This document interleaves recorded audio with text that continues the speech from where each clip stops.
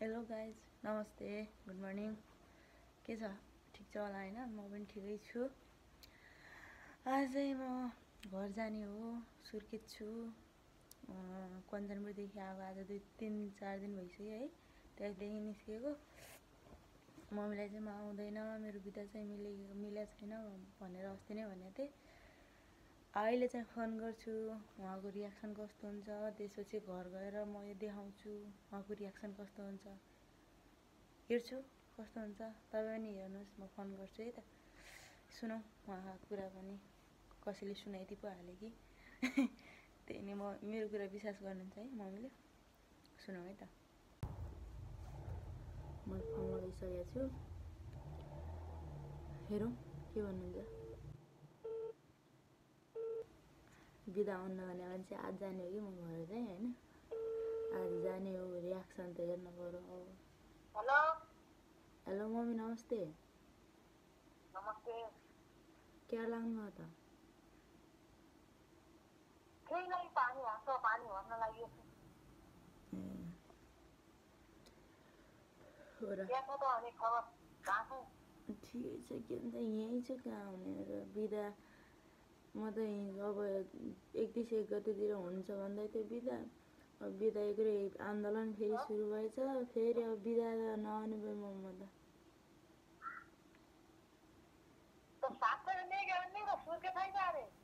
हावाकोले गर्नु, video call गर्नु, म कहाँ छु देखाइदिन्छु। हावाकुरो गर्नुहुन्छ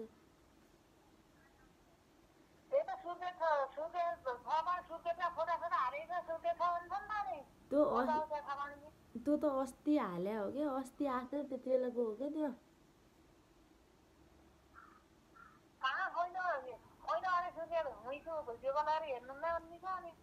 भिडियो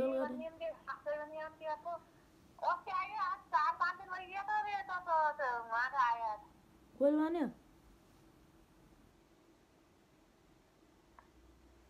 भन्नेले भन्ने त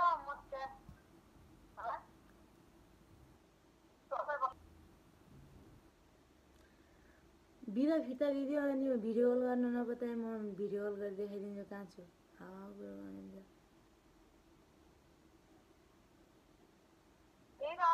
अरूले भनिया म त अब साँच्चै म त भने अस्ति बेलुका पनि बनाइरहेको थियौँ, तर ड्युटीमा भाडा तिर्नु भने अरू फोन नगर्नु भने कहाँ आएछ र आएछैन अरे।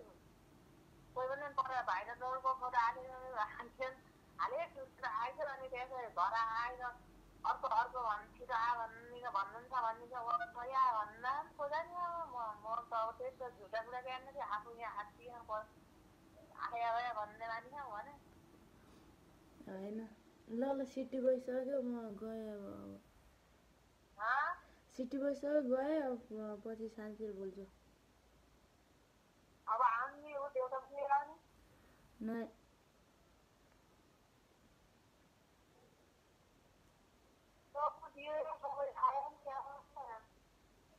खै के हो कि आन्दोलन फेरि आन्दोलन सुरु भयो अरे, त्यही भएर घरकालाई नि बोलायो। आन्दोलन गयो पनि आयो, अब जाने हो नि त गयो पनि ल गइसकेँ सबै, म गएँ। त्यही त पर ऊ कोनी भनिदिन्छ हिजो तल पढ्न आउनु पनि भन्थ्यो नि, 2 दिन बस्ने आएन, त्यहाँबाट टिकट आएन भन्थ्यो नि हिजो। होइन आएर त आइहाल्थ्यो नि, हजुरलाई किन झुट बोल्दै थिएन? यहाँ आउनु भने नजानु भनेको छ, आज आउँछु नि किन झुट बोल्दै थिएन हजुरलाई भने? भिडियो कल गर्नु नै त्यस्तो पत्याउनु नहुने, देखाइदिन्छु यार। सबै गइसक्यो,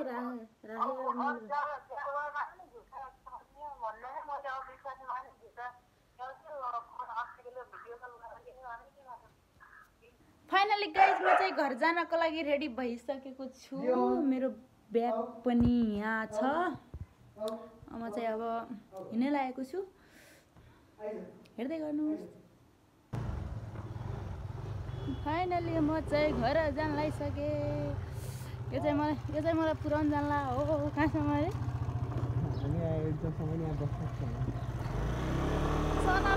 घर चाहिँ लाग्यो फाइनली।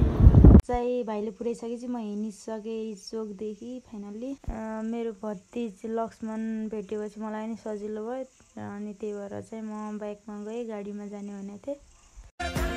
आकाशमा जुन तारा, धरतीमा कुन तारा, मायामा मन तारा, हे रानी माया। यस्तो डाँडादेखि त अब धेरै डाँडाहरू काट्नुपर्ने हुन्छ मेरो घर जानको लागि।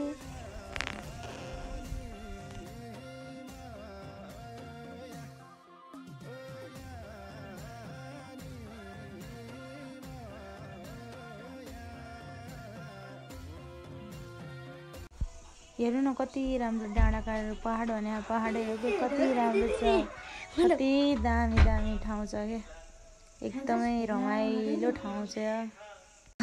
म चाहिँ अब डुङ्गेश्वर गाउँ डुङ्गेश्वर आइपुगेँ। अब चाहिँ थोरै छ। म देउसी भैलो नि खेलिरहेको थिएँ, सँगसँगै दुःखको खबरको बितिराख्नु भएको थियो। एकदमै मन पनि दुख्यो यो चाडबाडको बेला, एकदमै रमाइलो पनि गरिरहेको थिएँ, दुःख पनि दुःखद खबर पनि देखियो, एकदमै रमाइलो पनि छ।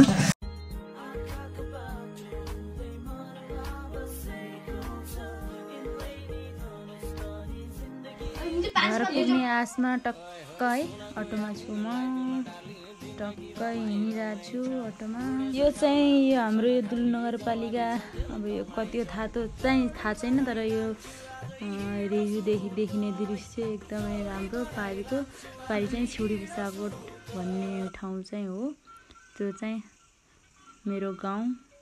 यो चाहिँ थोरै समयमा म आफ्नो पसलमा पुगेर भेट्छु। नमस्ते मेरो पुकुलु भिडियो बनाउँछु लाइभ। हेलो भन्। कहाँबाट आउनु हजुर?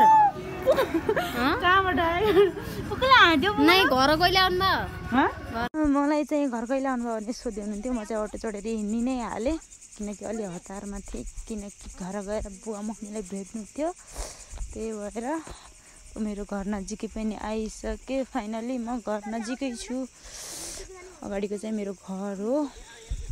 फाइनली गाइस म चाहिँ घर आइपुगेँ। फेरि आमै ढाँटेर ढाँटी घर आइपुगेँ म।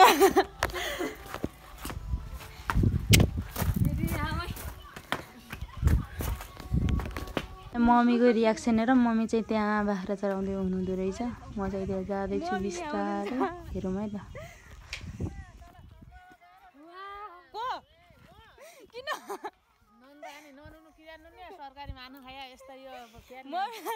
मम्मी रोयो अरे, कति रुनु भयो?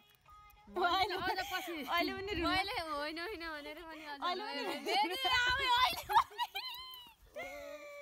मम्मी अहिले नै रुनु भयो, आउनु भनेको रोइसक्नु भयो। कस्तो रुनु हेर्नु त, किन रुनु भएको त नि?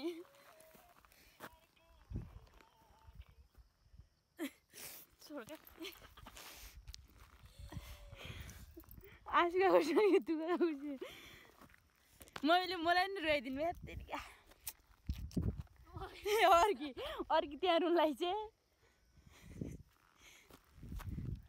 मम्मी आमा नरुनु, झुट बोलेको थिएँ मैले आउनु भनेर, त्यही भएर मम्मी त सिरियस भएर आँखा भरिरहेको छु। बाह्र चराउनु लाग्नु भयो।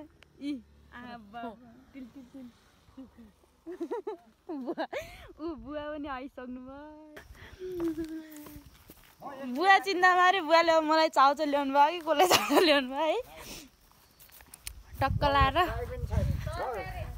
फाइनली आइसक्यो घरमा।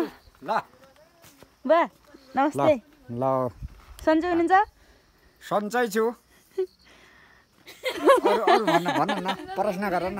ल प्रश्न गर्ने बुवालाई के गर्ने हो? चाउचाउ अहिले तरकारी बनाइखेन। टक्क लाएर घर आइसक्यो, अब रमाइलो हुन्छ। बा बा बा बा बा अहिले म मम्मी चिन्तामा थिएँ।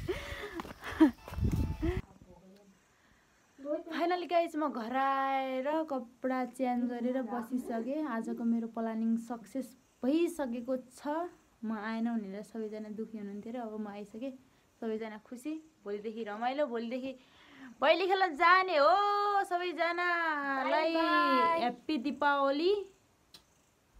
By by.